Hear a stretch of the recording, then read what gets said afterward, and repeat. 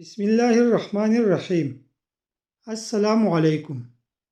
باجرے کی روٹی کھانے سے انسان کا جسم چاق و چوبند رہتا ہے اور جسم میں چربی کم ہوتی ہے۔ اسٹرابیری کا استعمال جسم کی اضافی چربی اور خون کی چکنائی کو کم کرتا ہے۔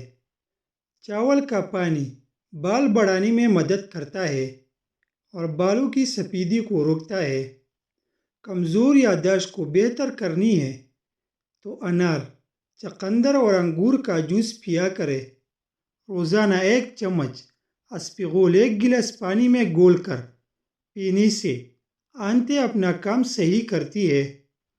خالص شہد یا تلسی کے تیل کے چند قطرے کان میں ٹپکانے سے کان کی درد میں راحت ملے گی۔ روغن کلونجی بالوں کی قدرتی چمک اور خوبصورتی بڑھاتا ہے۔ کالی زیرے کو گرم پانی میں شامل کر کے پینے سے گیس کی شکایت دور ہو جائے گی۔ ہر نماز کے بعد 7 بار یا کبیرو پڑھنے سے مچھر سمیت کسی بھی قسم کا زہریلا جانور نقصان نہیں پہنچا سکے گا۔ ایسی سبزیاں جو گرم تاثیر رکھتی ہو، اگر ان میں ٹماٹر شامل کر دیے جائے تو ان کی گرم تاثیر زائل ہو جاتی ہے۔ دیسی اجوائن کا تیل لے کر خارش سے متاثرہ جگہ پر 4 دن تک لگائیں، خارش ختم ہو جائے گی۔ سبز پودینہ، اناردانہ اور ادرک ہم وزن لے کر چٹنی بنا لیں اور 3 وقت کھانے کے ساتھ بغیر نمک استعمال کریں۔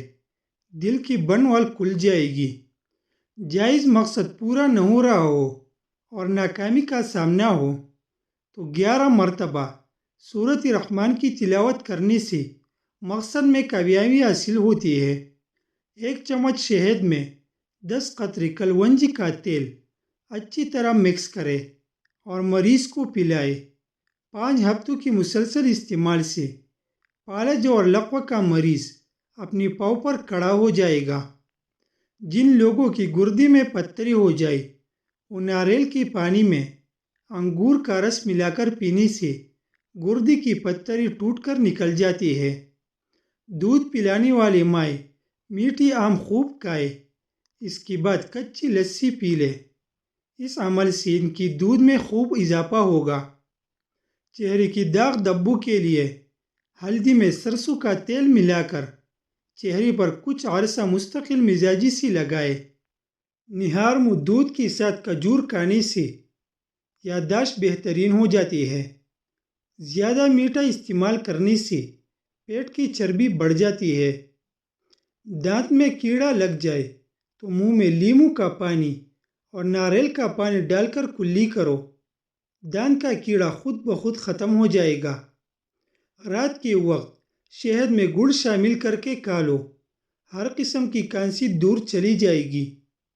پٹکڑی باریک پیس کر اس میں عرق گلاب ملا لے اور ہونٹوں پر روزانہ لگائے، چند دن میں ہونٹ پتلی ہو جائے گی۔ کھانا کھانے کے بعد سورۃ قریش پڑھنے سے پیٹ اندر چلا جاتا ہے۔ انسان وقت سے پہلے بوڑھا نہیں ہوتا اور عمر کم نظر آتی ہے۔ سورۃ قریش پڑھنے والے کو گیس، بعدی تبخیر نہیں ہوتی۔